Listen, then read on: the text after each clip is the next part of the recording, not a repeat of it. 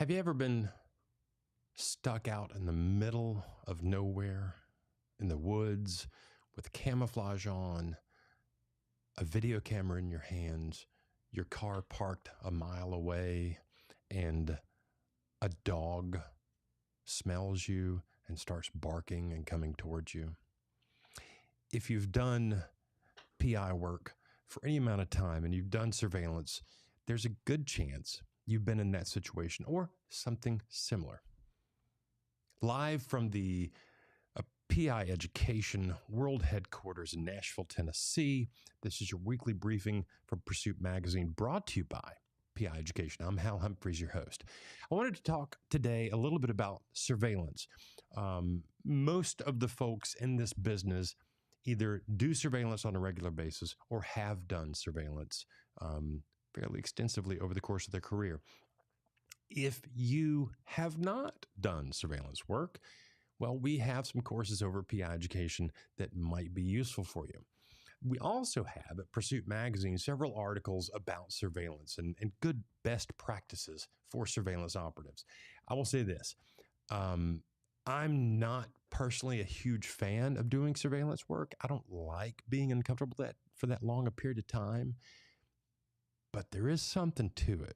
It is fun doing surveillance work.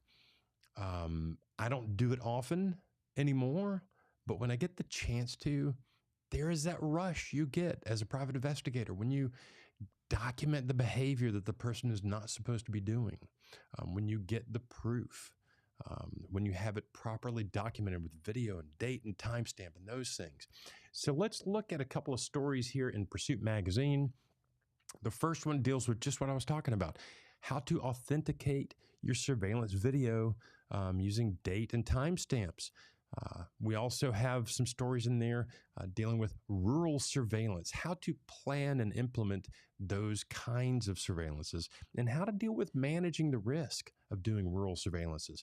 If you're in a suburban or an urban area, surveillance is one thing. But if you're in the middle of the Tules, out there in the sticks, you need to plan your surveillance ahead of time and think long and hard about what the possible dangers might be.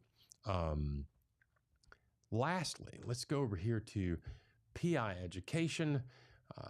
PI Education sponsors our weekly briefings for Pursuit Magazine.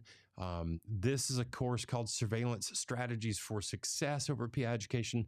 We have a couple other surveillance courses, and we are working on updating our surveillance materials for PI Education. So if you need to get some continuing education, hop on over to pieducation.com and sign up with us today.